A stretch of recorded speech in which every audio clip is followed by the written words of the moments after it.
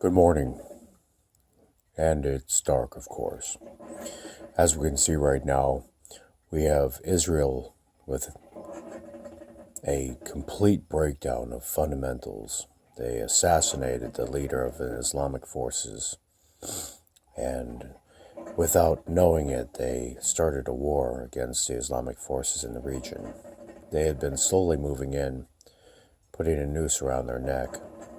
They've offended almost everyone in the region. The United States is trying to help out the Israelis as best as they could.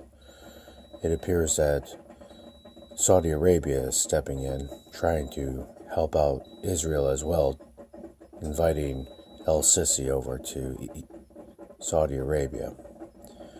He'll sit down with them and he'll talk.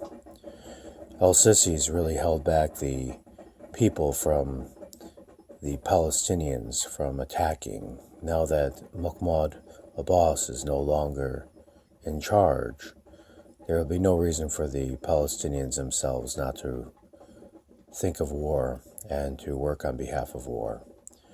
The range fire distance between the edge of Iraq and Israel itself is close enough for the Shahab missile system to hit it. There are so many people in the region that have been attacked nonchalantly by Israel in the last 2 years, and the pictures of murders that have come out of Israel, children screaming and fleeing, the stealing of land, the cutting down of olive trees. It will be a bad day. Saudi Arabia, because of its background and its tendency to lean towards Judaism, as the country has a lack of foundation, will attempt to coerce el-Sisi into creating some type of pressure tactic. Unfortunately, el-Sisi is near the end of his days.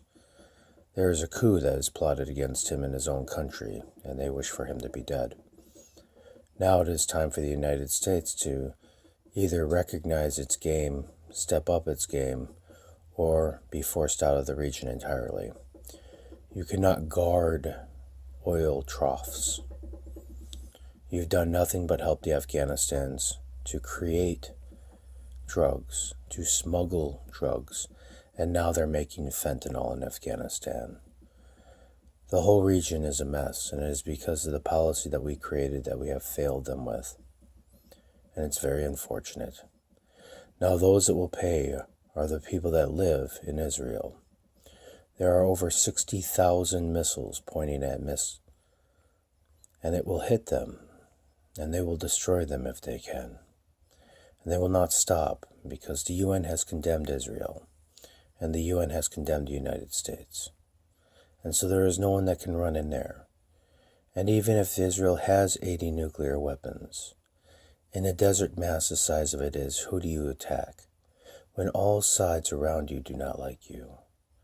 You have struck forward with the face of a foe, and you have struck out at everyone, lashing like a child spinning, with his hands out and his jacket covering his head.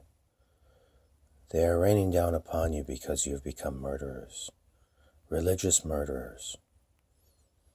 It is a sad day for Israel, and it is a sad day for Saudi Arabia, for now that they have made the desert a tainted place, they too will feel the wrath of the desert come upon them.